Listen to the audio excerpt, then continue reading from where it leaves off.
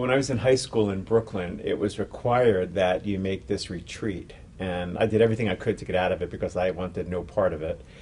But they wouldn't let me graduate, so I had to go with 50 of, I say, my barbarian classmates because in school that's what I felt they were. And they shipped us out to the end of Long Island across a ferry boat to a place called Shelter Island. And the Passionists ran this retreat house there called St. Gabriel's. And I think what I was so impressed with was that these men in black robes seemed to wield some kind of power, some kind of magic. And I was so surprised that they were able to get through my classmates, these teenagers, that I couldn't see teachers getting through. I didn't see their friends getting through. But these guys in black with these white hearts, they got through. And as a teenager, I knew something was special about them. And it was just instinctual, and I couldn't exactly explain it, certainly at that age. But what I saw in them, I saw as special, and I knew that somehow I wanted a piece of it. And again, that was as a teenager would think of it, and I didn't know what it was.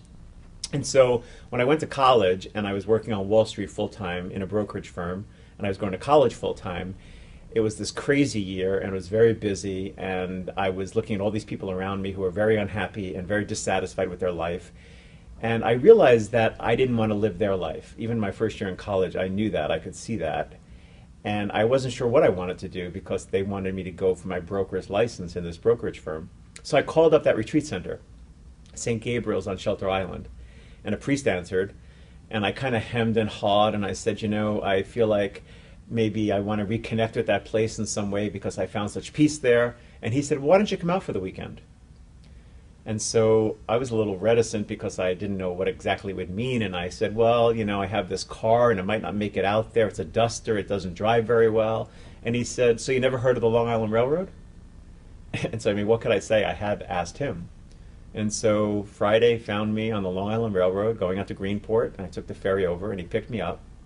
And as we're driving to the ferry, from the ferry to the retreat house, he says to me, by the way, did I tell you there's no retreat on this weekend? So I said, no.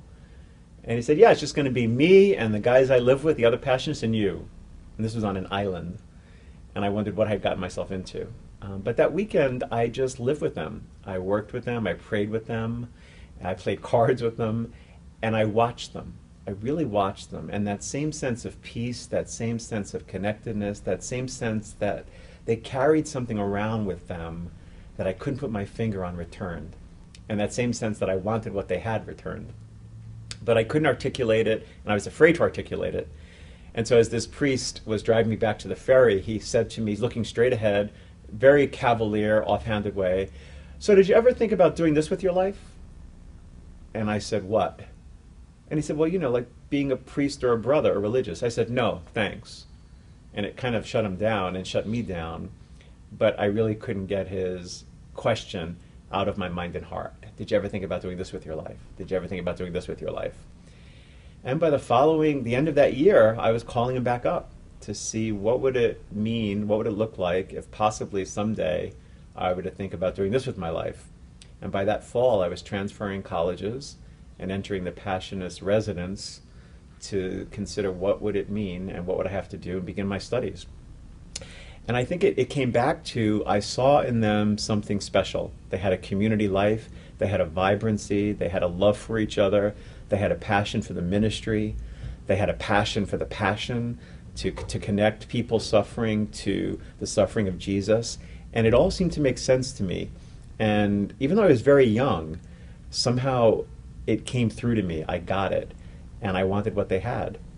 And so I guess I was willing to change my life to get there. And as I look back on it, I mean, I've been a Passionist, 25 years now. And that same sense that I don't agree with everything we do all the time. And there have been low times and times I think I should have stayed on Wall Street and times I wish maybe I had done something else, but everybody has that. I think you get married, you have that. People all marry the wrong person. Or you choose a profession and you think, why didn't I do this? But there's that underlying deeper sense, kind of that river of peace inside of me that says I made the right choice. And I wake up and I'm happy about what I do every day. Happier, I think, than probably a lot of people who do stuff in their lives that maybe they're not 100% with. And so I don't know if I can ask more than that. And so I continue to live it because it makes sense to me, and I have a passion for it, and it makes me happy.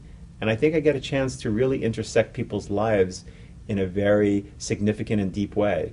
I get to enter their lives in places where they don't allow anyone else entry, because of my privileged position of being a Passionist religious and a priest. And I just think it's very special, and I don't think there are many other jobs, professions, careers, vocations that you can say that about.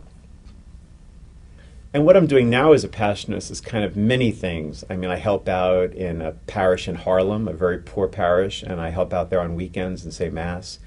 I'm a writer, and so I've written some books, and I try to use the message of the Word through the written Word, through books and spirituality. I also now am involved in media efforts. I am going to be the director of the Passionist TV Mass. I also host a show for ABC Now on their cable network called Faith Matters Now, where I get to sit down every week and interview really interesting people about interesting themes. I think the media is so important in the church today, and especially in Roman Catholicism, because I think the Protestants in particular and the evangelicals have gotten so much further ahead in this area than we have. People, I give parish retreats too and missions, and people will say to me, do you remember Fulton Sheen? God, how long ago was Fulton Sheen? And that's who people still talk about, because that's who made a difference for them. That's who they watched him on television. And, we don't have that really much in our tradition anymore. And so in any way that we can try to reclaim it and really make ourselves available through the media and through the internet and through television, I think it's a wonderful way to spread the word.